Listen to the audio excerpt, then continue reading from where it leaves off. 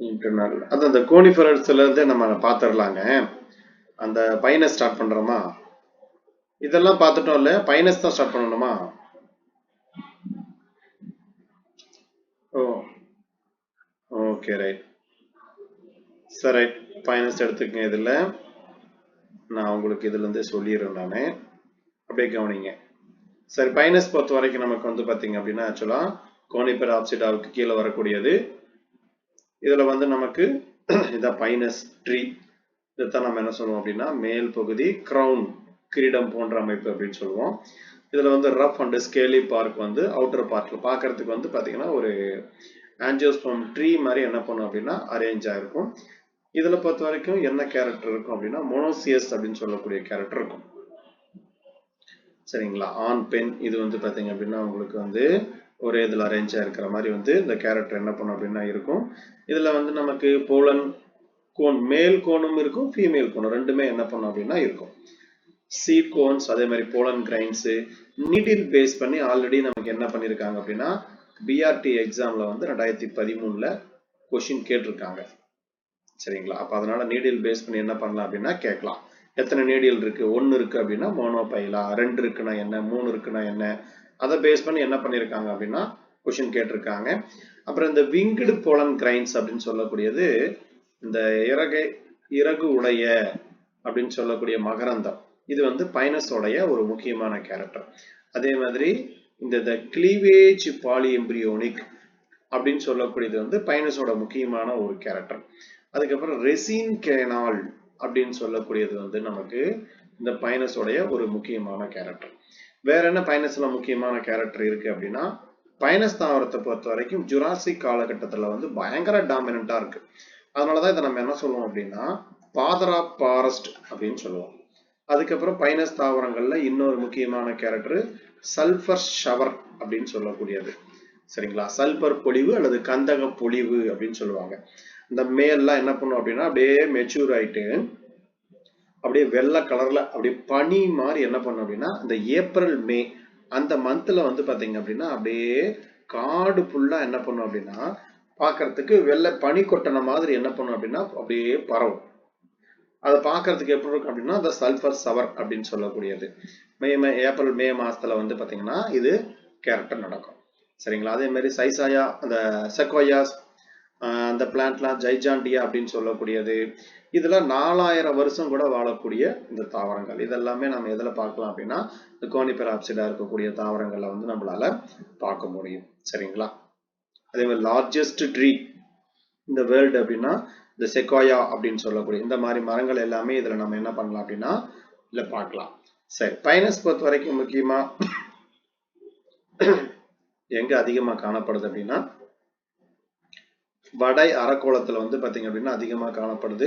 இதுல கிட்டத்தட்ட 75 சிற்றினங்கள் வரைக்கும் நமக்கு என்ன பண்ணுது அப்படின்னா காணப்படுகிறது. இதுல சுமார் 6 சிற்றினங்கள் வந்து பாத்தீங்கன்னா நம்ம இந்தியாவில வந்து பதிவு செய்யப்பட்டுள்ளது அப்படின்னு சொல்லி சொல்றாங்க.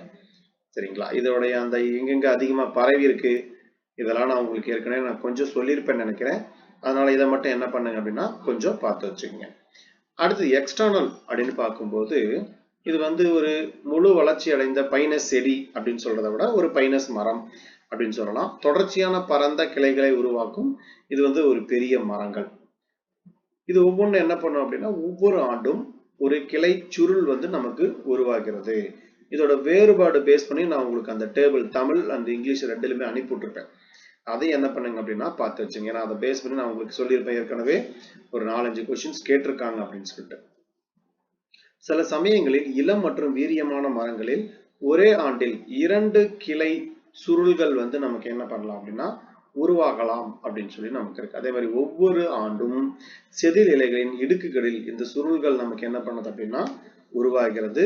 முக்கிய தண்டு உருளை வடிவமானது மற்றும் சொரசொரப்பான செதில் போன்ற பட்டையால் மூடப்பட்டிருக்கும். இங்க மரத்தை பாத்தீங்கன்னா தெரியும், வெளிப்புறத்துல வந்து பாத்தீங்கன்னா இங்க இருக்கு பாத்தீங்களா அந்த ஸ்கேலி பார்ட், இதுதான் வந்து செதில் மாதிரி என்ன பண்ணும் அப்படின்னா வெளிப்புறம் வந்து நமக்கு அரேஞ்ச் ஆயிருக்கும். அடுத்து கிளைத்தல் தண்டின் மேல் பகுதியில் மட்டுமே அமைந்து செடிக்கு பிரமிடு போன்ற தோட்டத்தை அளிக்கிறது. நான் உங்களுக்கு எடுத்த உடனே சொல்லியிருப்பேன் மேல இதுல வந்து இந்த மாதிரி பிரமிடு மாதிரி வந்து பாத்தீங்கன்னா அரேஞ்ச் ஆயிருக்கு.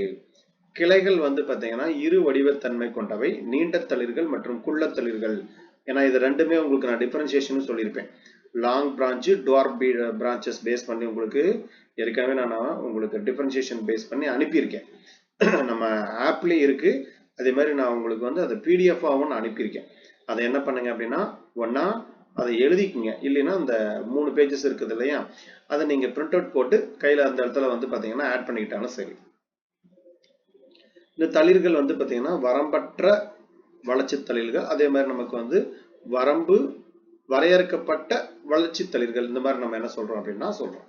சரிங்களா? அதாவது ஒரு குறிப்பிட்ட அளவு மட்டும் வளரக்கூடியது, ஒரு சிலது வந்து பாத்தீங்க அப்படின்னா ரொம்ப நீளமா வளரக்கூடியது. செதில் இலைகள் மற்றும் பொதுவாக ஊசிகள் என்று அழைக்கப்படும் பச்சை நிற ஊசி இலைகள் என்று 2 வகையான இலைகள் வந்து பாத்தீங்க அப்படின்னா இதுல இருக்கு அப்படின்னு சொல்றாங்க. இதுல இந்த பச்சை நிறம் அப்படின்னு சொல்லக்கூடியதுதான் நமக்கு என்ன அப்படின்னா foliage leaves அப்படின்னு சொல்லுவாங்க. இதுதான் என்ன பண்ணும் அப்படின்னா நமக்கு ஒளிச்சேர்க்கையில வந்து நமக்கு ஈடுபடும். இதே செதில் இலைகள் அப்படின்னு சொல்லக்கூடியது என்ன பண்ணும் அப்படின்னா ஒளிச்சேர்க்கையில ஈடுபடும்.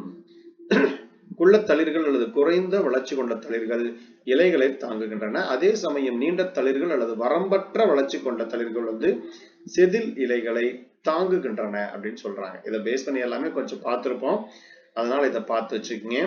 பச்சை இலைகளின் கொத்துக்களை கொண்ட குள்ளத்தளிர்கள் அதாவது ஸ்பர் என்று அழைக்கப்படுகிறது. ஒவ்வொரு ஸ்பரிலும் உள்ள ஊசி இலைகளின் எண்ணிக்கை சிற்றினத்துக்கு சிற்றினம் என்ன பண்ணும் அப்படின்னா நமக்கு மாறுபடும். இதான் உங்களுக்கு கொஸ்டின் கேட்டிருக்காங்க பாருங்க. இதுதான் வந்து பாத்தீங்க அப்படின்னா நமக்கு பிஆர்டி எக்ஸாம்ல அந்த 2024ல என்ன பண்ணியிருந்தாங்க அப்படின்னா கொஸ்டின் கேட்டிருந்தாங்க. மோனோபைலா அப்படின்னா ஒண்ணு மட்டும் இருக்கக்கூடியது, சில்லசிஸ் மாதிரி நமக்கு வந்து பாத்தீங்க அப்படின்னா இந்த டிஃபரன்சியேஷன் இருக்கக்கூடியது. நான் உங்களுக்கு அதை தனியாவே என்ன பண்ணிருப்பேன்னா ஸ்கூல் புக்ல இருக்கிறதோ கொடுத்துருப்பேன். 1 எத்தனை இதுல இருக்கு, 2ல எத்தனை, 3 அது எல்லாமே பேஸ் பண்ணிருக்கு. அதை கொஞ்சம் என்ன பண்ணுங்க அப்படின்னா பார்த்து வச்சுக்கங்க. சரிங்களா? இது கண்டிப்பா நமக்கு என்ன பண்ணலாம்னா கேட்கலாம். இப்ப வால்சீனால வந்து பாத்தீங்கன்னா மொத்தம் 5. சரிங்களா? இதுல வந்து 1. சில்வஸ்டிரிஸ்ல வந்து பாத்தீங்க அப்படின்னா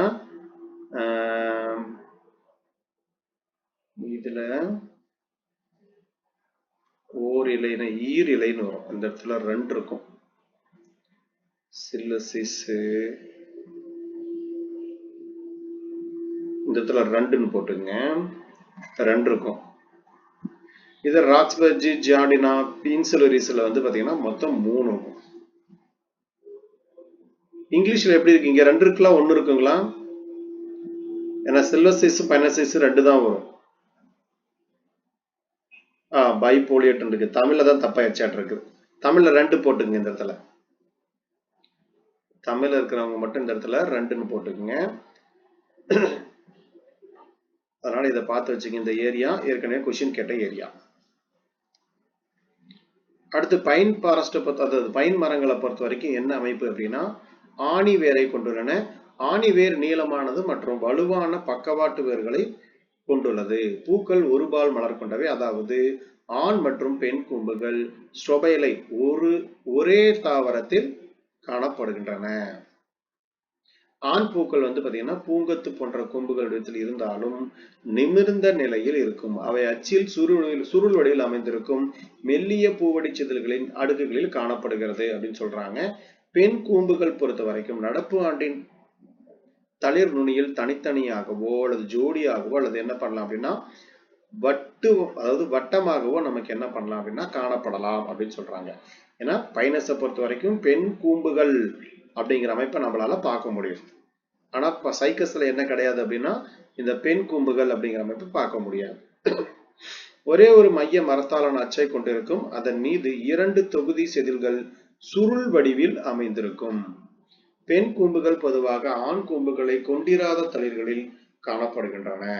சரிங்களா? அதாவது எப்படின்னா இப்ப இது ஒரு பிரான்ச், இது ஒரு பிரான்ச், அந்த மாதிரி வச்சுக்கோங்க. இப்ப இதுல வந்து இங்க வந்து பெண் கூம்பு இருக்கு அப்படிங்கிற பட்சத்துல இப்ப பெண்ணுக்கான நான் சிம்பிள் போட்டுக்கிறேன். இப்ப இருக்கு அப்படின்னா பெண் கூம்புகள் பொதுவாக ஆண் கூம்புகளை கொண்டிராத தளிர்களில் இப்ப இங்க பிரான்சஸ்ல வந்து பாத்தீங்கன்னா இருக்காது. சரிங்களா? அதே மாதிரி மேலும் வரம்பற்ற வளர்ச்சி கொண்ட தளிர்களின் இடத்தை வந்து காணப்படுது. அப்ப பெண் கூம்புகள் பொதுவா எந்த இடத்துல இருக்கு அப்படின்னா வரம்பற்ற வளர்ச்சி இந்த இடத்துல வந்து இடம் பிடிக்குது. இதை நோட் பண்ணி வச்சுங்க. இது கொஸ்டின் கேட்பாங்க. அப்ப பெண் கூம்புகள் பொதுவா எங்க காணப்படுது அப்படின்னா, இதுல வந்து பாத்தீங்க அப்படின்னா வரம்பற்ற வளர்ச்சி, சரிங்களா, அந்த இடத்துலதான் நமக்கு என்ன பண்ணுது அப்படின்னா இது காணப்படுகிறது. சரிங்களா, இதை நோட் பண்ணி வச்சுங்க. அப்ப இதை பேஸ் பண்ணி என்ன பண்ணலாம் அப்படின்னா கொஸ்டின் கேட்கலாம்.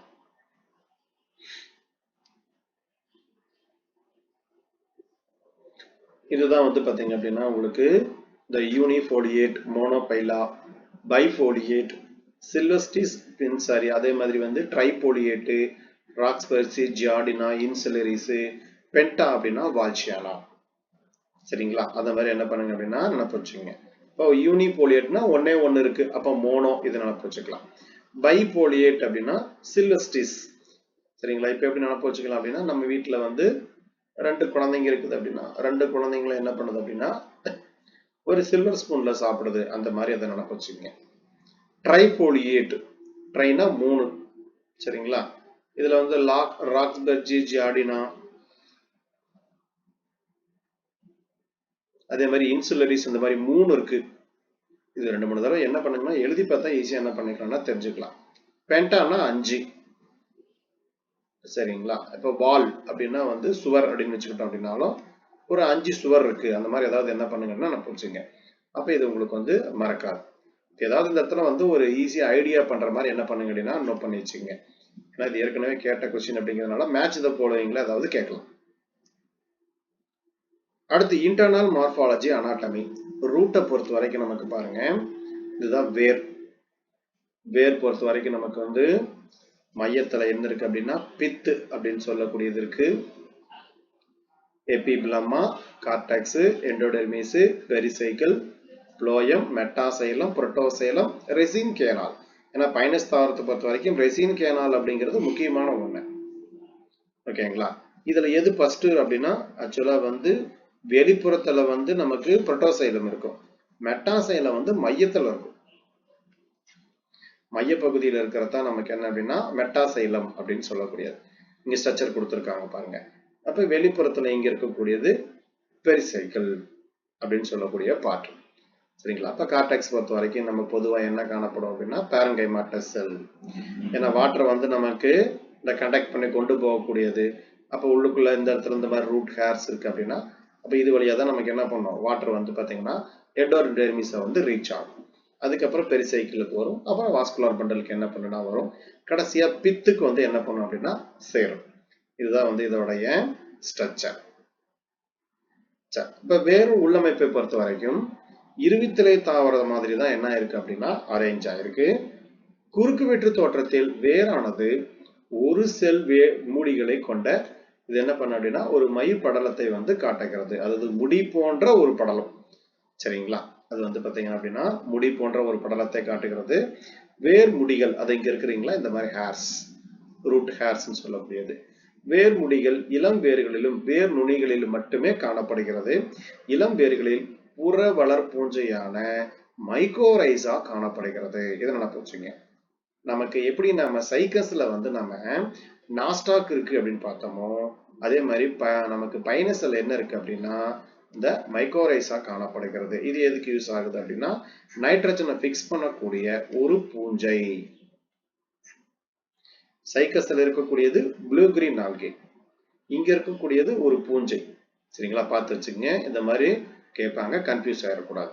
இந்த பூஞ்சை தோன்றியவுடன் வேர் மூடிகள் வந்து பாத்தீங்க அப்படின்னா மறைந்து விடுகின்றன அப்படின்னு சொல்றாங்க.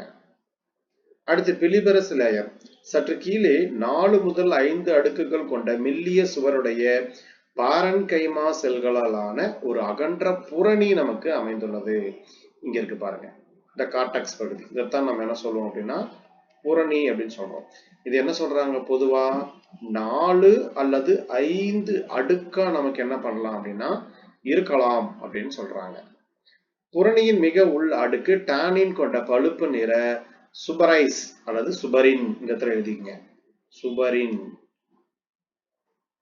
ஏன்னா இதுதான் வந்து பாத்தீங்கன்னா பிளான்ட் சிமெண்ட் அப்படின்னு சொல்லுவாங்க. கார்டெக்ஸ் ரீஜன்ல இருந்து உள்ள வரக்கூடிய தண்ணிய வெளியே போகாம தடுக்கிற ஒரு சிமெண்ட் மாதிரி அடுக்கு. இதுதான் வந்து அந்த பொருள் எதனால ஆனது அப்படின்னா சுபரின் அப்படிங்கிற ஒரு பொருளால ஆனது. இது வந்து ஒற்றை அடுக்கு எண்டோடெர்மிஸ்.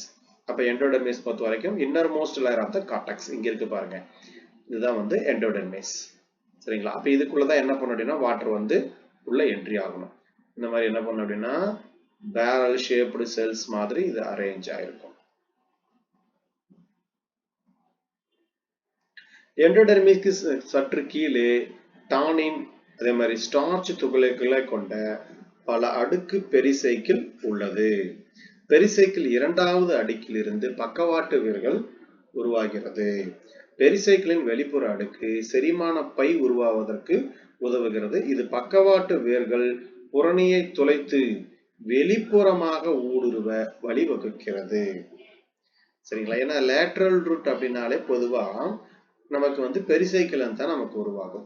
அப்ப பெரிசைக்கிள் அப்படிங்கிறது எதை உருவாக்குது அப்படின்னா லேட்ரல் ரூட்.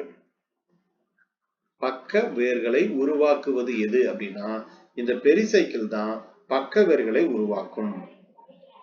சரிங்களா? இது நமக்கு கேட்கலாம்.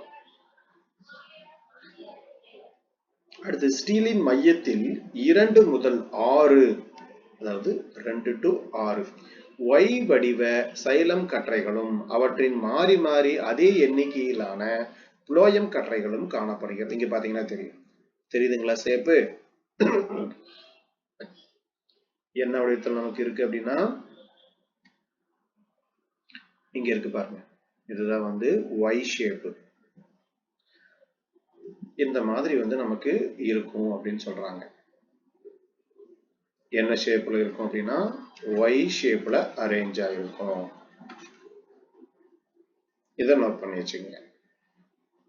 அப்ப இது கொஸ்டின் கேட்கலாம். ஸ்டீலின் மையத்தில் உள்ள வாஸ்குலர் கற்றை எந்த வடிவத்தில் காணப்படும் அப்படின்னு கேட்டாங்கன்னா ஆப்ஷன் கொடுப்பாங்க. அதாவது ஒமேகா வடிவம், ஒரு யூ ஷேப் வடிவம், இந்த மாதிரி ஏதாவது கொடுப்பாங்க. ஆக்சுவலா வந்து நமக்கு Y வடிவம் கொண்டது. என்ன வடிவம் கேட்டாங்கன்னா Y. அதே மாதிரி சைலத்தில் என்ன கிடையாதுன்னா உண்மையான குழாய்கள் இல்லை, அது ட்ரக்கீடுகளை கொண்டுள்ளது. புளோயம் சல்லடை குழாய்கள் மற்றும் புளோயம் பாரன்கைமாவை கொண்டுள்ளது. இங்க கம்பேனியன் செல்ஸ் துணை செல்கள் அப்படின்னு சொல்லக்கூடியது இங்க கிடையாது. எதை நோட் பண்ணுங்க. இது நமக்கு யூஜிடிஆர்ல கேட்டிருக்காங்க. என்ன கிடையாதுன்னா கம்பேனியன் செல்ஸ்ங்கிறது கிடையாது.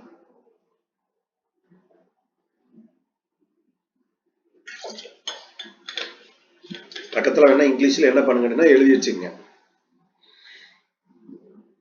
Y வடிவ சைலம் கட்டங்களின் கரங்களுக்கு இடையில் என்ன காணப்படுது அப்படின்னா ஒரு பிசின் அல்லது ரெசின் கால்வாய். சரிங்களா? இங்க பிசின் போட்டாலும் சரி அல்லது ரெசின் போட்டாலும் சரி. நீங்க ரெசின் கால்வாய்னு போட்டுங்க. ஏன்னா நம்ம இங்க கொடுக்கும்போது ரெசின் தான் கொடுத்துருக்கோம். இதை நோட் பண்ணி வச்சுங்க. என்ன கால்வாய் காணப்படுது அப்படின்னா ரெசின் கால்வாய்கள் காணப்படுகிறது. சரிங்களா? இது ஒண்ணு நோட் பண்ணி வச்சுங்க. இது எங்க காணப்படுதுன்னா Y வடிவ சைலம் கற்றையின் கரங்களுக்கு இடையில் காணப்படுகிறது. மையத்துல வந்து ஒரு சிறிய பித்து வந்து நமக்கு என்னன்னா காணப்படுகிறது. சரிங்களா? இதெல்லாம் நமக்கு என்ன அப்படின்னா கேட்கறதுக்கான வாய்ப்பு உள்ளது. அடுத்து தண்டு. தண்டுன்னு பார்க்கும்போது அவுட்டர் மோஸ்ட்ல எபிடெர்மிஸ். இங்கே என்ன காணப்படுது? ரெசின் குழாய்கள் காணப்படுகிறது. கார்டாக்ஸ், எண்டோடெர்மிஸ், கேம்பியம் இருக்கு. அப்ப கண்டிப்பா என்ன இருக்கும்? இரண்டாம் நிலை வளர்ச்சிங்கிறது இருக்கும். இங்க இருக்கு பாத்தீங்களா? இதுதான் வந்து பாத்தீங்கன்னா கேம்பியம் அப்படின்னு சொல்லக்கூடியது. இந்த கேம்பியம் இப்படி இருக்குது அப்படின்னா இது ரெண்டுக்கும் இடைப்பட்ட பகுதி இருக்கு பாருங்க.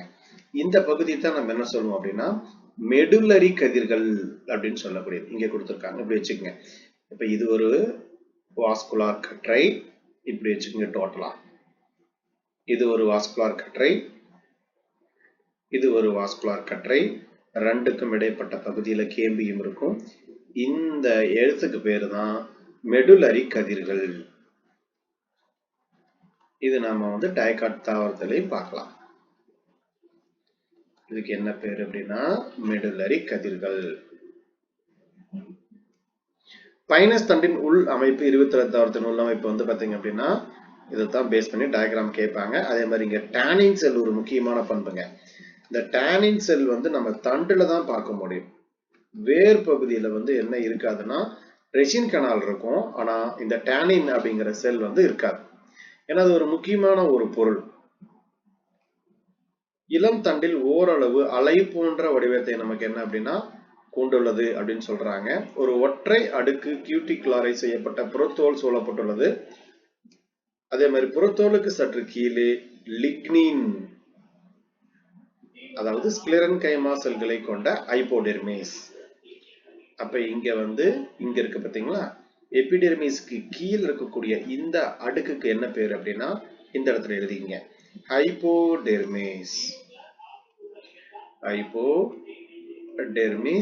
ஹைப்போடெர்மிஸ் எதனால் ஆனது அப்படின்னா எப்படி நம்ம டைகாட்ல பாக்குறோமோ அதே மாதிரி இங்க ஸ்க்ளெரன்கைமா அப்படின்னு சொல்லக்கூடிய செல்களால் ஆனது. இதை நோட் பண்ணி வச்சுங்க. ஹைப்போடெர்மிஸின் புறணியின் வெளிப்புற பகுதியை உருவாக்குகிறது. ஹைப்போடெர்மிஸுக்கு கீழே பசுங்கணிகங்கள் மற்றும் பிசின் கால்வாய்கள் இருக்கு இல்லைங்களா, இந்த இடத்துல ரெசின் கால்வாய்கள் போட்டுங்க. என்ன கால்வாய்கள் இருக்குன்னா ரெசின் கால்வாய்கள் கொண்ட மெல்லிய சுவருடைய பாரன்கைமா செல்களால் ஆன உள்புறணி உள்ளது. ஒவ்வொரு பிசின் அதாவது ரெசின் கொடுத்துங்க. இந்த இடத்துல ரெசின் கால்வாயும் சுரப்பி எபித்தீலியல் செல்களின் ஒரு அடுக்கால் சூழப்பட்டுள்ளது. புறணியின் மிக உள் அடுக்கு எண்டோடெர்மிஸ் அப்படின்னு சொல்லலாம். எண்டோடெர்மிஸ் பொறுத்த வரைக்கும் எதனால ஆனது அப்படின்னா பாரன்கைமா அப்படிங்கிற செல்லால் ஆனது. இதுவும் என்ன சொல்றாங்க, தெளிவாக இல்லை அப்படின்னு சொல்றாங்க. பெரிசைக்கிளும் தெளிவற்றதாக இருக்கு. ஆனா நீங்க ரூட் எல்லாம் பார்க்கும்போது நம்ம தெளிவா பார்த்தோம். ஆனா இங்க ஸ்டெம்ல பொறுத்த வரைக்கும் இதெல்லாம் தெளிவா இல்லை அப்படின்னு சொல்றாங்க.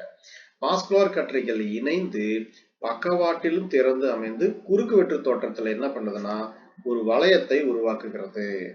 முதன்மை கற்றைகள் குறுகிய பித் கதிர்களால் ஒன்றிலிருந்து ஒன்று பிரிக்கப்பட்டுள்ளது. புளோயம் சல்லடை குழாய்கள் மற்றும் புளோயம் பாரன்கைமாவை கொண்டுள்ளது. சல்லடை குழாய்கள் நீள்வட்ட வடிவில் மற்றும் அவற்றின் ஆரச்சுவர்களில் சல்லடை தகடுகளை கொண்டுள்ளது. துணை செல்கள் பாத்தீங்க அப்படின்னா முற்றிலுமாக இல்லை, அதாவது companion cells altogether absent. Xylem ட்ரக்கீடுகளை கொண்டுள்ளது. இதுல புரோட்டோசைலம் வளையம் மற்றும் சுருள் வடிவ ட்ரக்கீடுகளை கொண்டுள்ளது. அடுத்து இரண்டாம் நிலை வளர்ச்சி. இரண்டாம் நிலை வளர்ச்சி பொறுத்த வரைக்கும் நமக்கு எப்படி டைகாட் பிளான்ட்ல அதே மாதிரியே இருக்கு, அதே மாதிரி இங்கே இருக்கு. கேம்பியம் முக்கியமான ஒன்று. ஏன்னா கேம்பியம் இருந்தாதான் உங்களுக்கு இரண்டாம் நிலை வளர்ச்சி அப்படிங்கிறத பார்க்க முடியும். இரண்டாம் நிலை சைலத்தை உள்பக்கமாகவும் இரண்டாம் நிலை புளோயத்தை வெளிப்பக்கமாகவும் வெட்டுகிறது. இரண்டாம் நிலை வளர்ச்சிக்கு பிறகு பித் பகுதிக்கு வெளியே முதல் நிலை சைலத்தை காணலாம். அதே சமயம் முதல் நிலை புளோயம் முற்றிலுமாக மறைந்து விடுகிறது. அடுத்தது மெடுலரி கதிர்கள்.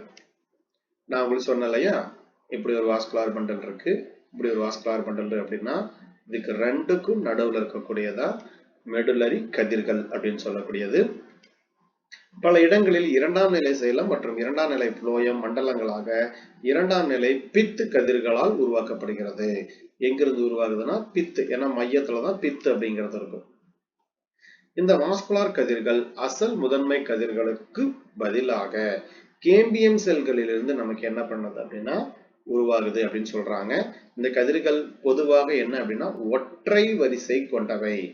ஒவ்வொரு கதிரும் தடித்த சுவர்கள் மற்றும் ஏராளமான சிம்பிள் பிட்ஸ், இந்த இடத்துல எழுதிக்கங்க, என்ன காணப்படுது அப்படின்னா சிம்பிள் பிட்ஸ், எளிய குழிகளை கொண்டது. அதே மாதிரி அந்த செல்கள் பாத்தீங்க அப்படின்னா செவ்வக வடிவ செல்களால் ஆனது. ஏன்னா இதெல்லாம் நமக்கு அந்த வாட்டர் கண்டக்ட் பண்றது அந்த மாதிரி இதுல நமக்கு என்ன பண்ணும் அப்படின்னா சப்போர்ட் பண்ணும். இந்த செல்களில் சைட்டோபிளாசம் ஒரு உட்கரு மற்றும் பல ஸ்டார்ச் துகள்கள் உள்ளன. பித் கதிர்களின் மேல் மற்றும் கீழ் விளிம்புகள் கிடைமட்டமாக ஓடும் மற்றும் தாங்கள் உருவான சைலத்தின் குறுகிய ட்ரக்கீடுகளை ஒத்திருக்கும் ஒன்று அல்லது இரண்டு வரிசை விளிம்பு கதிர் ட்ரக்கீடுகளால் ஆனவை. கேம்பியம் மற்றும் புளோயம் மண்டலங்களில் விளிம்பு கதிர் ட்ரக்கீடுகளுக்கு பதிலாக வாஸ்குலர் திசுக்களின் செல்களுக்கு இடையில் மேலும் கீழும் நீண்டு செல்லும் பெரிய மெல்லிய சுவருடைய செல்களை உருவாக்குகின்றன. இரண்டாம் நிலை புலயத்தில் உள்ள கதிர்கள் பகுதியளவு ஸ்டார்ச் கொண்ட செல்களாகவும் பகுதியளவு என்ன காணப்படுது அப்படின்னா அல்புமின் என்ன காணப்படுது அப்படின்னா நமக்கு அல்புமின் அப்படிங்கிற செல் இருக்கு. இதை நான் பண்ணி வச்சுங்க. அதே மாதிரி மையக்கதிர்கள் அளவில் வேறுபடுகின்றன. மிக சிறிய மையக்கதிர் இரண்டு செல்களும் உயரமும் ஒரு செல் அகலம் மட்டுமே கொண்டுள்ளது. பொதுவாக அவை ஒரு செல் அகலமும் 12 செல்களுக்கு குறைவான உயரமும் கொண்டது. இரண்டாம் நிலை மரம் அல்லது மெட்டாசைலம் வழக்கமான விளிம்புடைய குழிகளை கொண்ட ட்ரக்கீடுகளை கொண்டுள்ளது. எப்பயுமே மெட்டாசைலம் எங்க இருக்கும் அப்படின்னா பித்துக்கு பக்கத்துல தான் மெட்டாசைலம் இருக்கும். சரிங்களா, இதை நோட் பண்ணி வச்சுங்க. ஏன்னா இப்படி இருக்கும்போது நமக்கு இதுல ஃபர்ஸ்ட் புரோட்டோசைலம் இருக்கும், அப்புறம் மெட்டாசைலம் இருக்கும். சரிங்களா, அப்ப பித்து எங்க இருக்குதோ அந்த பக்கத்துல தான் நமக்கு வந்து மெட்டாசைலம் இருக்கும். அதை நோட் பண்ணி வச்சுங்க. ட்ரக்கீடு பொறுத்த வரைக்கும் 4 மில்லிமீட்டர் நீளம் கொண்டது அப்படின்னு சொல்றாங்க. இரு முனைகளும் நமக்கு எப்படி இருக்கு அப்படின்னா கூர்மையாக காணப்படும். ஆரச்சுவர்களில் விளிம்பு பள்ளங்கள் காணப்படுகின்றன. மேலும் பைனஸ் இனத்தின் சில சிற்றினங்களில் விளிம்பு பள்ளங்கள் வந்து பாத்தீங்கன்னா தொடுகோட்டு சுவர்களிலும் காணப்படுகின்றன. ஆனால் அவற்றின் எண்ணிக்கை குறைவாகவே இருக்கும். புரோட்டோசைலம் பொறுத்த வரைக்கும் வளைய மற்றும் சுருள் வடிவ ட்ரக்கீடுகளை கொண்டது. இதுல ரெசின் கால்வாய்கள் முதன்மை மற்றும் இரண்டாம் நிலை மரக்கட்டைகள் இரண்டிலும் உள்ளது. ஒவ்வொரு ரெசின் கால்வாயும் எபித்தீலிய செல்களால் சூழப்பட்டுள்ளது. சரிங்களா, இதை நோட் பண்ணி வச்சுங்க. அவங்க டைப் பண்ணும்போது ஃபுல்லாவே பிசின் அப்படிங்கிறதுக்கு ரெசின் போட்டுட்டாங்க. இரண்டாம் நிலை குழாயும் சல்லடை குழாய்கள் மற்றும் புளோயம் பேரன்கைமாவை கொண்டுள்ளது. சல்லடை குழாய்கள் நீளமானவை மற்றும் ஆரச்சுவர்கள் பாத்தீங்க அப்படின்னா சல்லடை தகடுகளை கொண்டுள்ளது. துணை செல்கள் கம்பானியன் செல் அப்படிங்கிற அமைப்பு கிடையாது. இதுல ஆண்டு வளையம் பேஸ் பண்ணி கொஸ்டின் கேட்கறாங்க பாருங்க. ஏன்னா இது வரைக்கும் கேட்கலாமா கொஸ்டின் நமக்கு. ஆண்டு வளையம் வந்து வருஷத்துக்கு ஒரு முறை உருவாகுது அப்படின்னு சொல்றாங்க. குளிர்காலத்தில் கேம்பியத்தின் செயல்பாடு நின்று விடுகிறது. அதை தொடர்ந்து வரும் வசந்த காலத்தில் அவை மீண்டும் என்ன பண்ணுது அப்படின்னா புத்துயிர் பெறுகிறது. இதை நோட் பண்ணி வச்சுங்க. ஏன்னா நம்ம வந்து பிளான்ட் அனாட்டமி பார்க்கும்போது இந்த மாதிரி நிறைய கொஸ்டின் பார்ப்போம். ஏன் வந்து குளிர்காலத்துல வந்து கேம்பியத்தோட வளர்ச்சி இல்லை அப்படின்னு சொல்லி நம்ம என்ன பண்ணோம் அப்படின்னா பார்ப்போம். ஏன்னா தண்ணி வந்து உறைஞ்ச நிலைக்கு போயிடும். அப்ப வந்து பாத்தீங்கன்னா அங்க கேம்பியத்தோட செயல்பாடுங்கிறது வந்து ரொம்ப குறைவான அளவு இருக்கும். அந்த அங்க ட்ரக்கீடுகள்ல வந்து பாத்தீங்கன்னா வாட்டர் போகக்கூடிய அந்த இதெல்லாம் வந்து நமக்கு கோடை காலத்துல என்ன பண்ணும் அப்படின்னா நல்லா விரிஞ்சு இருக்கும். நல்லா அதிகமா என்ன பண்ணும் அப்படின்னா அது சொல்லப்போனா வசந்த காலம். அந்த காலத்துல வந்து நல்லா தண்ணி கிடைக்கும். நல்லா நீட்டா என்ன பண்ணும் அப்படின்னா அந்த குழாய்கள்லாம் விரிவடைஞ்சு கீழே இருந்து எவ்வளவு தூரத்துக்கு வேணாலும் என்ன பண்ணும் அப்படின்னா டிரான்ஸ்பிரேஷன் நடக்கும். ஏன்னா கோடை காலத்துல என்ன பிரச்சனை அப்படின்னா தண்ணி பற்றாக்குறையினால பிளான்ட்டே என்ன பண்ணிரும் அப்படின்னா அதை வந்து அந்த செயல்பாடை கொஞ்சம் தடுத்துரும். வசந்த காலத்தில் உருவாகும் மரம் இலையுதிர் காலத்தில் உருவாகும் மரத்திலிருந்து நமக்கு என்ன பண்ணுதுன்னா வேறுபடுகிறது. இலையுதிர் காலத்தில் உணவுப் பொருட்கள் இருப்பு குறைவாக இருப்பதால் அங்கு உருவாகும் ட்ரக்கீடுகளின் அளவு மிகவும் சிறியதாக இருக்கும். ஆனால் வசந்த காலத்தில் வந்து பாத்தீங்கன்னா ஏராளமான உணவுப் பொருட்கள் அதாவது நீர் எல்லாமே கிடைக்கிறதுனால பெரிய ட்ரக்கீடுகள் வந்து பாத்தீங்க அப்படின்னா உருவாகும்.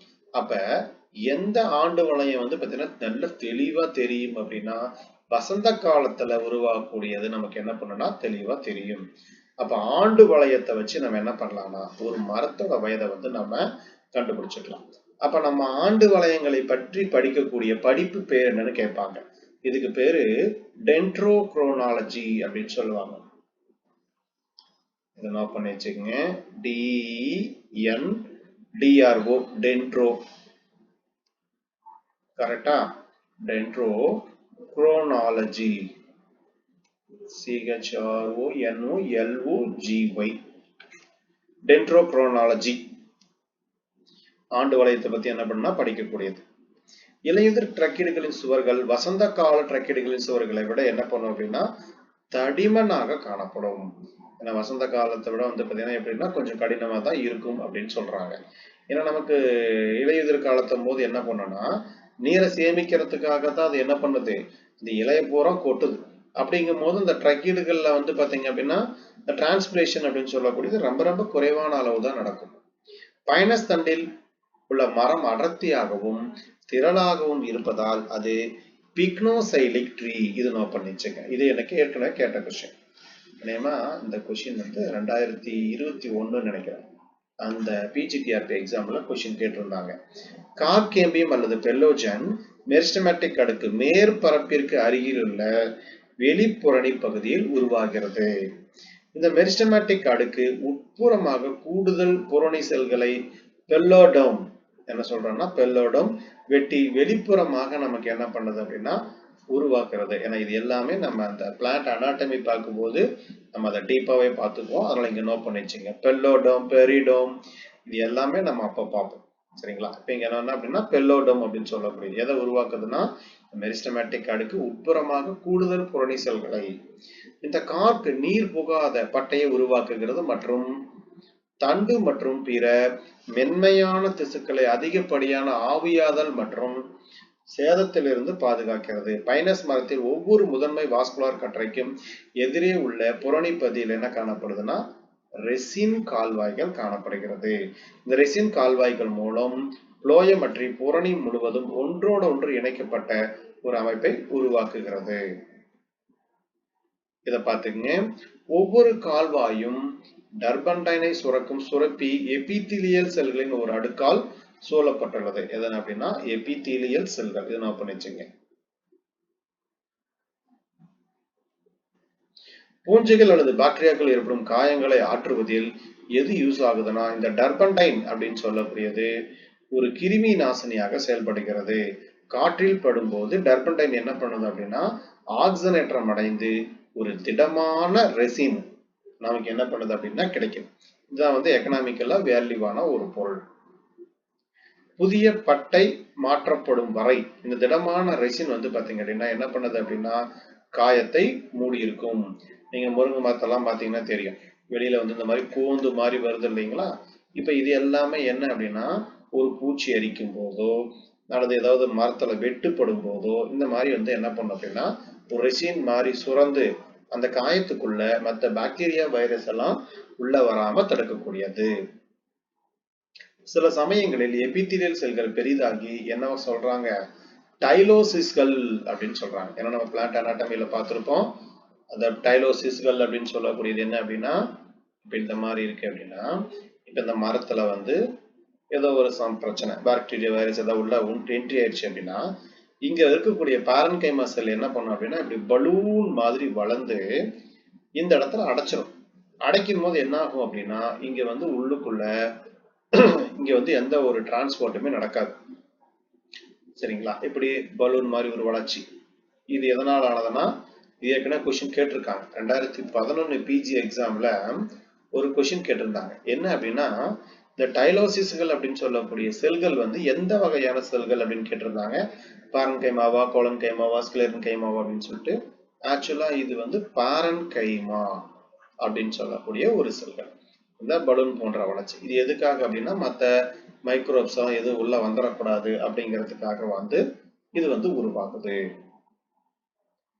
அடுத்தது லீஃப்.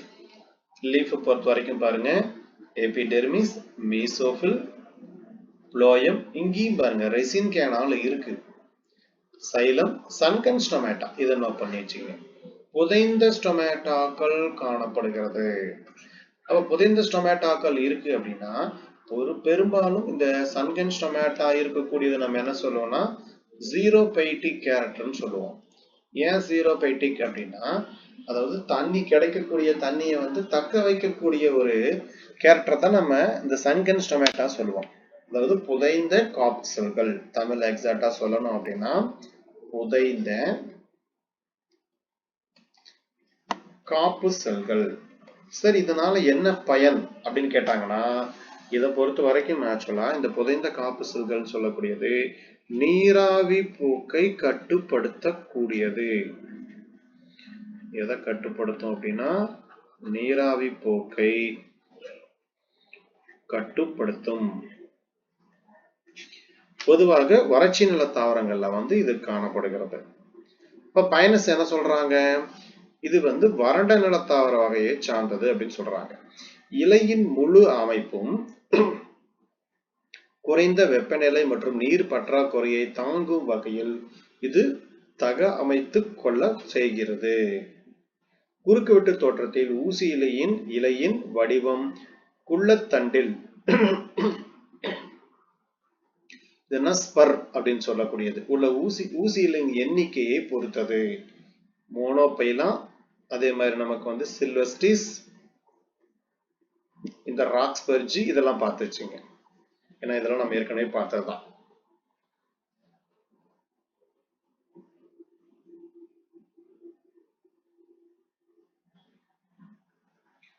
இதுல வேற என்ன கேட்கலாம் அப்படின்னா இது சொல்றாங்க பாருங்க. புறத்தோலுக்கு சற்று கீழ்த்தோல் காணப்படுகிறது.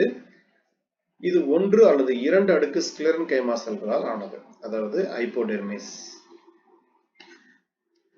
ஹைப்போடெர்மிஸ் எதனால் ஆனதுன்னா ஸ்க்லெரன்கைமா அப்படிங்கிற செல்களால் ஆனது. அப்ப இலையிலே என்ன காணப்படுதுன்னா இலையிலையும் ஸ்க்லெரன்கைமா இருக்கு, தண்டுலையும் வந்து நமக்கு இந்த ஸ்க்லெரன்கைமா அப்படிங்கிற செல்கள் காணப்படுகிறது. அதை நோட் பண்ணி வச்சுங்க. சரிங்களா? ஹைப்போடெர்மிஸ்க்கு கீழே, எபிடெர்மிஸ்க்கு கீழே ஹைப்போடெர்மிஸ் அப்படின்னா அந்த பகுதியில.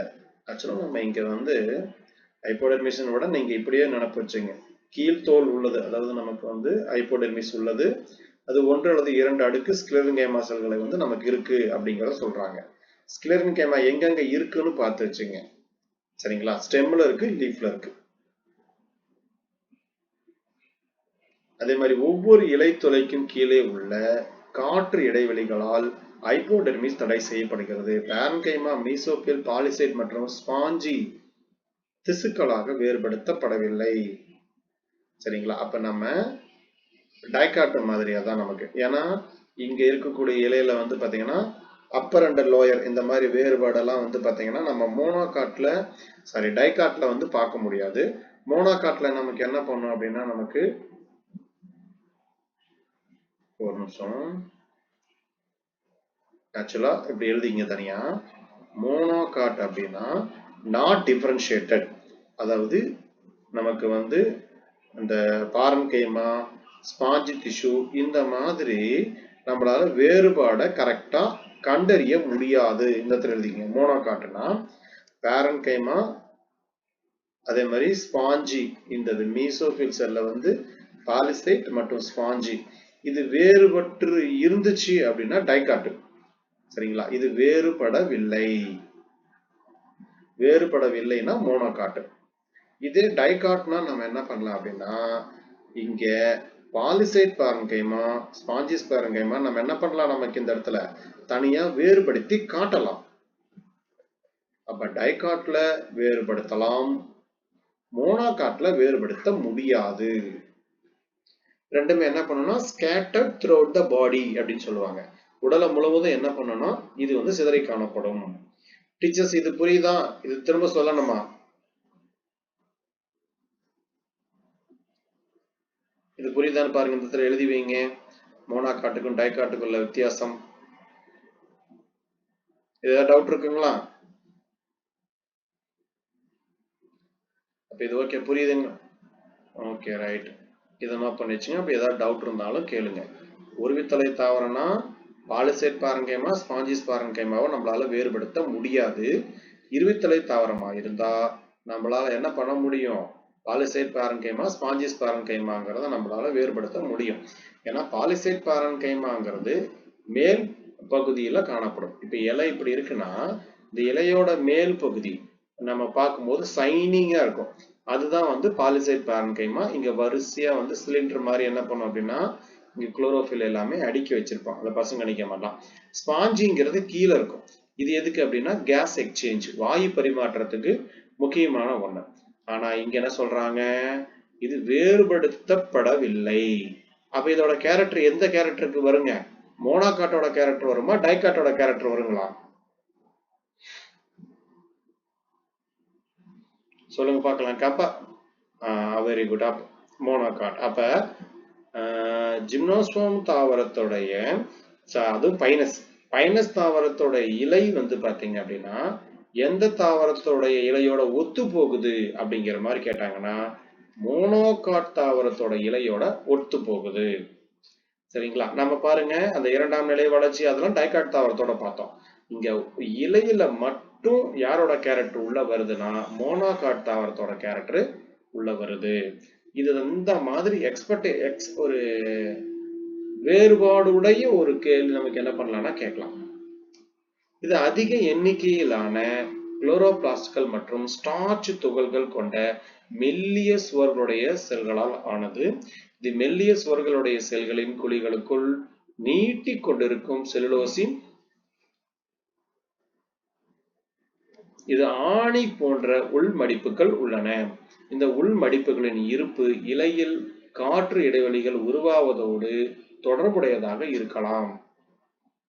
அதே மாதிரி ஹைபோடெர்மிஸ்க்கு கீழே மீசோபில் திசுவில் பல ரெசின் பாதைகள் உள்ளது. அதே மாதிரி ரெசின் கால்வாயின் அமைப்பு தண்டில் உள்ளதை போலவே உள்ளது. அவை இலையிலையும் ரெசின் இருக்கு, தண்டுலையும் ரெசின் இருக்கு. அப்ப இதுல ரூட்ல இருக்குங்களா? ரூட்ல ரெசின் இருக்கான்னு சொல்லுங்க பார்க்கலாம். ரூட்ல பாருங்க ரெசின் இருக்கான்னு.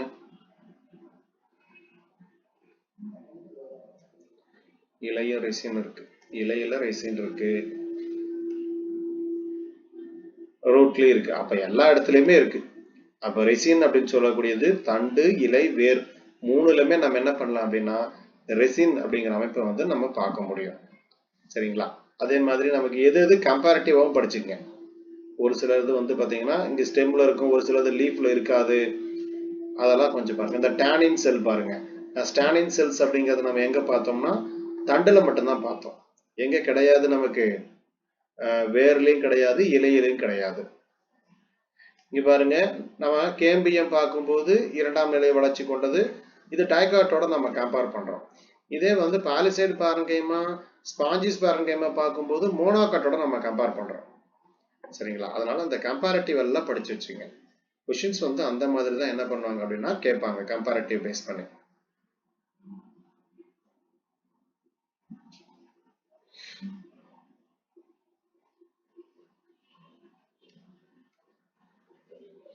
அடுத்தது ஹைபோடெர்மிஸ்க்கு கீழே மீசோபில் திசுவில் பல பிசின் அதாவது ரெசின் பாதைகள் உள்ளன. ரெசின் கால்வாயின் அமைப்பு தண்டில் உள்ளதை போலவே உள்ளது. இது எல்லாத்தையும் கொஞ்சம் பார்த்துக்குங்க. வேற என்ன கேட்க வாய்ப்பு இருக்கு? அதே மாதிரி கடத்து திசு ஒரு முக்கியமான ஒரு கேரக்டர், இதை நோட் பண்ணி வச்சுங்க. ஏன்னா இலையில வந்து நம்ம என்ன பண்ணலாம்னா இந்த கடத்து திசு அப்படிங்கிறத நம்ம பார்க்கலாம். Transmission tissue. ஏன்னா நம்ம சைக்கஸ்லயும் இருக்கும், பைனஸ்லயும் வந்து நமக்கு இந்த கடத்து திசுங்கிறது ஒரு முக்கியமான பண்பு. அடுத்தது புரோட்டோபிளாசம் இல்லாத மற்றும் குழிகளை உடைய செல்கள். இது வந்து ட்ரக்கீடல் செல்கள் ஆகும். இவை சைலத்திலிருந்து மீசோபில்லுக்கு நீரை கடத்த உதவுகின்றன. மேலும் இவை ட்ரக்கீடுகள் அமைப்பின் ஒரு நீட்சியாக செயல்படுவதாக கருதப்படுகிறது. வெர்ஸ்டாலின் கூட்டுப்படி இந்த செல்கள் மூதாதையர் அதாவது முன்னாடி மீசார்க்கு கற்றையின் மையம் நோக்கிய சைலத்திலிருந்து நமக்கு என்ன பண்ணனா தோன்றியுள்ளன அப்படிங்கிற கருத்தை வந்து இந்த வெர்ஸ்டைல் அப்படிங்கிறவர் சொல்றார். சரிங்களா? புரோட்டோபிளாசம் இல்லாத மற்றும் குழிகளையுடைய செல்ஸ், இதை நோட் பண்ணிச்சுங்க. ட்ரக்கீட்ஸ். சரிங்களா? ட்ரக்கீட்ஸ்ல வந்து பாத்தீங்க அப்படின்னா எதெல்லாம் நியூக்ளியஸ் இல்ல ஆனா செயல்படக்கூடியது அப்படின்னு ஒரு கொஸ்டின் கேட்பாங்க. அப்ப எது சொல்லணுங்க? 2 செல் சொல்லணும். ஒரு ஹியூமன் பீயிங்ல இருக்கக்கூடியது ஒண்ணு சொல்லணும், பிளஸ் நம்ம ட்ரக்கீட்ஸும் சொல்லணும். இதை சொல்லலாம்.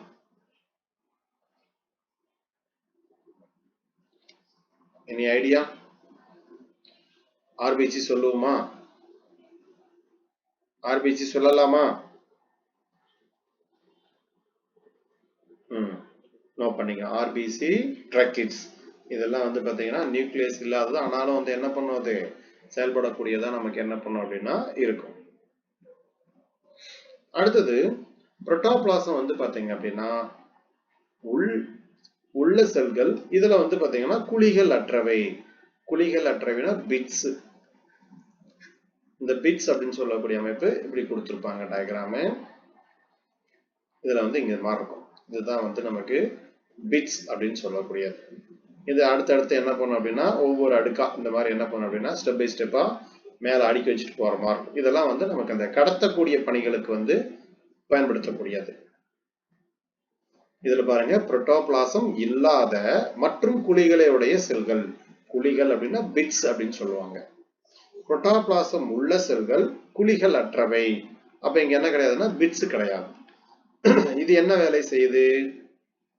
உணவு பரிமாற்றத்தில் மீசோபில்லுக்கும் புளோயத்திற்கும் இடைநிலையில் உள்ளன. கடத்து திசுவை தவிர கற்றைகளுக்கு அருகில் உள்ள பெரிசைக்கிளும் பல நார்கள் காணப்படுகின்றன. ஒட்டுமொத்தமாக இலை பல வறண்ட நில தாவர பண்புகளை காட்டுகிறது. இலைகள் வந்து ஊசி வடிவில் உள்ளது. குறுக்கு வெட்டு தோற்றத்தில் இலையானது தடித்த புறத்தோல், அமிழ்ந்த இலை துளைகள், கடின பட்டை மற்றும் கீழ்த்தோல் இலை, எளிய குழாய் அமைப்பு மற்றும் தனித்துவமான கடத்தி திசு ஆகியவற்றை காணப்படுகிறது. ரிப்ரொடக்ஷன் அடுத்தது பாத்தீங்க அப்படின்னா வித்து இலைகளில் அமைந்துள்ள வித்து பைகளில் உருவாகும் வித்துக்கள் மூலம் இனப்பெருக்கம் நடைபெறுகிறது. பைனஸ் தாவரத்தின் கூம்பு வடிவ கூம்புகள், அதாவது ஸ்ட்ரோபேலை ஆர் கோன் பைனஸ் மோனோஸ்பொராஞ்சியேட், இது வந்து பாத்தீங்கன்னா அதாவது ஒற்றை வித்துப்பை. ஸ்போர்ஸ் பொறுத்த வரைக்கும்னா சிங்கிள் இருக்கு, அதாவது இரண்டு வகைகளும் ஆண் மற்றும் பெண் கூம்புகள் ஒரே தாவரத்தில் காணப்படுகிறது. சோ இது மோனோசியஸ். இது ஆல்ரெடி நமக்கு என்ன பண்ணிருக்காங்கன்னா டிஆர்பி எக்ஸாம்ல கொஸ்டின் கேட்டிருக்காங்க. நான் உங்களுக்கு ஏற்கனவே பல தடவை சொல்லியிருப்பேன், இந்த டிஎம்டி நினைப்பு வச்சுக்கங்க அப்படின்னு சொல்லிட்டு. அதே மாதிரி 343 இதை நினைப்பு வச்சுக்கங்க. 343 இது எல்லாமே என்ன அப்படின்னா அடிக்கடி கொஸ்டின் கேட்கக்கூடியது. சரிங்களா? அடுத்து சில சிற்றினங்களில் இரு வித்து பை கொண்ட கூம்புகள் எப்போதாவது உருவாகிறது. அதாவது ராக்ஸ்பெர்ஜி, இதெல்லாம் கேட்டதல்ல, நோட் பண்ணி வச்சுங்க. ராக்ஸ்பெர்ஜி 1931 சொல்லியிருக்காங்க. அதாவது மோண்டானா அப்படின்னு சொல்லக்கூடிய இனத்துல வந்து ஸ்டீல் சொல்லியிருக்காரு. மார்டமா அப்படின்னு சொல்லக்கூடியதுல வந்து கோபெல் அப்படிங்கிறது வந்து பாத்தீங்க அப்படின்னா சொல்லியிருக்காங்க. அதாவது 2 வித்துப்பை கொண்ட கூம்பு வடிவம் காணப்படக்கூடியதா.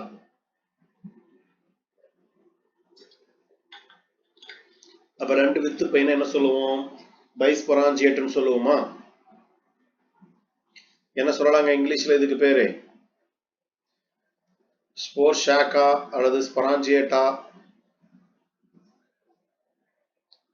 இந்த இடத்துல வந்து என்ன அப்படின்னா பைஸ்பொராஞ்சியேட். இந்த கருத்தெல்லாம் பாத்துங்க. அடுத்தது ஆண் கூம்பு. இதுதான் வந்து பாத்தீங்க அப்படின்னா ஒரு மேல் கோன் அப்படின்னு சொல்லக்கூடியது. இங்க உள்ளுக்குள்ள இருக்கிறது எல்லாமே இந்த மஞ்சள் கலர்ல இருக்கு பாருங்க, இதுதான் வந்து போலன் கிரைன்ஸ். இது ஏன் வந்து மஞ்சள் கலர்ல கொடுத்துருக்காங்க அப்படின்னா சல்பர் சவர் கந்தக பொழிவு அப்படின்னு சொன்ன இல்லையா, இதுதான் என்ன பண்ணும் அப்படியே ஏப்ரல் மே மாசத்துல காடு ஃபுல்லா பரவி இருக்கும்.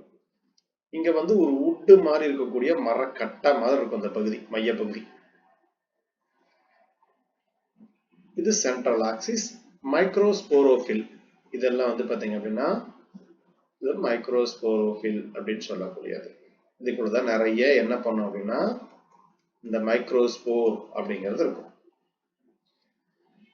இந்த ஸ்ட்ரக்சரை பொறுத்த வரைக்கும் என்ன அப்படின்னா தாழ்வான உயரங்களிலும் வெப்பமான வறண்ட காலநிலையிலும் பைனஸ் வால்சினாவின் ஆண் கூம்புகள் வந்து முதிர்ச்சி அடைந்து மகரந்த உதிர்தல் மிக முன்னதாகவே நடைபெறுகிறது. ஆண் கூம்பானது நடப்பு ஆண்டின் இளம் தளிரின் அடிப்பகுதியில் உள்ள செதில் இலையின் அக்குள் பகுதியில், அக்குள் அப்படிங்கிறது வந்து பாத்தீங்கன்னா என்ன சொல்றது எக்ஸாக்டா நுனி பகுதி அந்த மாதிரி போட்டுங்க, நுனி பகுதியில் உருவாகி அதன் மூலம் குறைந்த வளர்ச்சியுடைய ஒரு தளிருக்கு என்ன பண்ணுது அப்படின்னா மாற்றப்படுகிறது. வால்சினா பொறுத்த வரைக்கும் கூம்புகள் அவை பழுப்பதற்கு சற்று முன்பு சுமார் 7 மில்லிமீட்டர் முதல் 1 சென்டிமீட்டர் வரை என்ன பண்ணும் அப்படின்னா நீளமாக இருக்கும் சொல்றாங்க. அவை பழுத்தவுடன் 1 முதல், அது முதிர்ச்சி அடைந்தவுடன், பழுத்தவுடன் சொல்றதை விட வந்து பாத்தீங்கன்னா இந்த இடத்துல என்ன போட்டுங்க அப்படின்னா முதிர்ச்சி அடைந்தவுடன், முதிர்ச்சின்னு போட்டுங்க. முதிர்ச்சி, அதாவது இங்க முதிர்ச்சி அடைவதற்கு சற்று முன்பு அடி வச்சுக்கலாம். அப்ப இங்க வந்து முதிர்ந்தவுடன் 1 to 2 சென்டிமீட்டர் வரை நீண்டு விரைவில் என்ன பண்ணும் அப்படின்னா உதிர்ந்து விடும். கூம்பின் அடிப்பகுதியில் பல சிறிய ஒன்றன் மேல் ஒன்றாக அமைந்த செதில்களை கொண்ட ஒரு பூவடி செதில் என்ன பண்ணுது அப்படின்னா காணப்படுகிறது. அதாவது பீரியாந்த் அப்படின்னு சொல்லக்கூடியது. கூம்பில் நுண் வித்தலைகள் பொறுத்த வரைக்கும் மைக்ரோஸ்போரோஃபில் எவ்வளவு இருக்குது அப்படின்னா 60 முதல் 100 வரை. இதை நோட் பண்ணி வச்சுங்க. இது வரைக்கும் இந்த கொஸ்டின் கேட்கலாம். சுருள் வடிவில் அமைந்த சிறப்பு இலைகள் நமக்கு என்ன பண்ணுது அப்படின்னா காணப்படுகிறது. சரிங்களா? இந்த மாதிரி இருக்கு இல்லைங்களா வரிசையா. இந்த மாதிரி எத்தனை இருக்கலாம் அப்படின்னா ஒரு 60ல இருந்து ஒரு 100 வரைக்கும் இருக்கலாம். ஒவ்வொரு நுண் வித்தலையின் கீழ்ப்புறத்திலும் 2 நுண் வித்தி பைகள் மைக்ரோஸ்போராஞ்சியேட் அல்லது மகரந்த பைகள் உள்ளது. நுண் வித்துப்பையின் வளர்ச்சி என்ன கேரக்டர்னா யூஸ் பொராஞ்சியேட். யூஸ் பொராஞ்சியேட்னா தெரியும், அதாவது மொத்தம் டோட்டல் மொத்த செல்களில் இருந்து நமக்கு என்ன பண்ணும் அப்படின்னா உருவாகக்கூடியது. வித்துப்பை சுவர் வந்து பாத்தீங்க அப்படின்னா மொத்தம் எத்தனை அடுக்கை கொண்டது அப்படின்னா 4 அடுக்கு. அடுத்தது மைக்ரோஸ்போர். மைக்ரோஸ்போர் பொறுத்த வரைக்கும் 3 அடுக்கு சுவரால் சூழப்பட்டுள்ளது. புறத்தோல் அதிக கியூட்டிகுலர் ஆக்கப்பட்டு நுண் வித்தலையின் ஒரு பக்கத்தில் மட்டுமே காணப்படுகிறது. முதிர்ந்த வித்தலை வந்து பாத்தீங்கன்னா முழுமையாக மூடுவது இல்லை. உள் அடுக்கு அல்லது நடு அடுக்கு வித்திலையின் மீதமுள்ள பகுதியை மூடுகிறது. உள்ளடுக்கு வந்து பாத்தீங்கன்னா பலூன் போன்ற 2 பெரிய காற்றுப்பைகள் அல்லது இறக்கைகள் வெளிப்புறமாக நீட்டி கொண்டிருக்கிறதுன்னு சொல்றாங்க. இவை வித்திலைக்கு அதிக மிதப்புத்தன்மையை அளித்து காற்றின் மூலம் அது என்ன பண்ணுது அப்படின்னா பரவுவதற்கு உதவுகிறது. இதுல வேற என்ன முக்கியமா கேட்கலாம்? இதுதான் நான் சொன்னேன் இல்லைங்களா, கொஸ்டின் கேட்டது பாருங்க. இந்த கொஸ்டின் நோட் பண்ணீங்க. இது எனக்கு தெரிஞ்சு நான் ஏப்ரல் மே சொன்னேன்னா இது வந்து பாத்தீங்கன்னா இது கேட்டிருக்காங்க 2013 நினைக்கிறேன். அந்த பிஜி எக்ஸாம்ல இந்த கொஸ்டின் கேட்டிருந்தாங்க. நோட் பண்ணீங்க. இந்த பைனஸ் வாலிச்சீனா அப்படின்னு சொல்லக்கூடிய மகரந்த துகள்கள் வந்து உதிர்தல் எப்ப நடக்குதுன்னா ஏப்ரல் மாத இறுதி முதல் ஜூன் மாத தொடக்கம் வரை. இப்படி போட்டுங்க, ஏப்ரல் டு ஜூன். இது நோட் பண்ணி வச்சுங்க. இது 2013 பிஜி எக்ஸாம்ல கேட்ட கொஸ்டின். அடுத்தது பெண் கூம்புகள் வந்து பொறுத்த வரைக்கும் நமக்கு செதில் இலைகளின் பகுதியில் பக்கவாட்டில் வளர்கிறது. ஏன்னா அதே மாதிரி நான் உங்களுக்கு என்ன சொல்லியிருக்கேன், இது வளரும் போது வரம்பற்ற வளர்ச்சி கொண்ட தளிர்களா தான் என்ன பண்ணும் அப்படின்னா வளரும். இங்க இதை பத்தி எதுவும் சொல்லல, மேல் கேரக்டரை பத்தி எதுவும் சொல்லல. வரம்புடைய வளர்ச்சியா வரம்பற்ற வளர்ச்சியான்னு ஏதாவது கொடுத்துருக்காங்களான்னு பாருங்க. மேல் கோனுக்கு எதுவும் கொடுக்கலையா? இங்க இருக்கு பாருங்க, குறைந்த வளர்ச்சி. எங்க என்ன பண்ணீங்க, மேல் கோன் பொறுத்த வரைக்கும் குறைந்த வளர்ச்சியுடைய ஒரு தளிருக்கு என்ன பண்ணுதுன்னா மாற்றப்படுகிறதுங்கிறாங்க. ஆனா ஃபீமேல் வந்து வரம்பற்ற வளர்ச்சி. அப்ப இந்த இடத்துல தனியா எடுத்து எழுதி வச்சுங்க. மேல் அப்படின்னா ஆண். ஆண் பொறுத்த வரைக்கும் வரம்புள்ள வளர்ச்சி எங்க உருவாகுது அப்படின்னா வரம்புள்ள வளர்ச்சி தான் உருவாகுது. பெண் அப்படின்னா வரம்பற்ற வளர்ச்சி. என்ன வேணா பேசலாம். சாரி, இது என்ன வேணா என்ன வரம்பற்ற வளர்ச்சி நமக்கு என்ன பண்ணும் அப்படின்னா காணப்படும். ஆண் அப்படிங்கிறது வந்து வரம்புள்ள வளர்ச்சி, பெண் அப்படின்னா நமக்கு வரம்பற்ற வளர்ச்சி. அதிகமான அளவு என்ன பண்ணும் அப்படின்னா வளரும். இதை நோட் பண்ணி வச்சுங்க.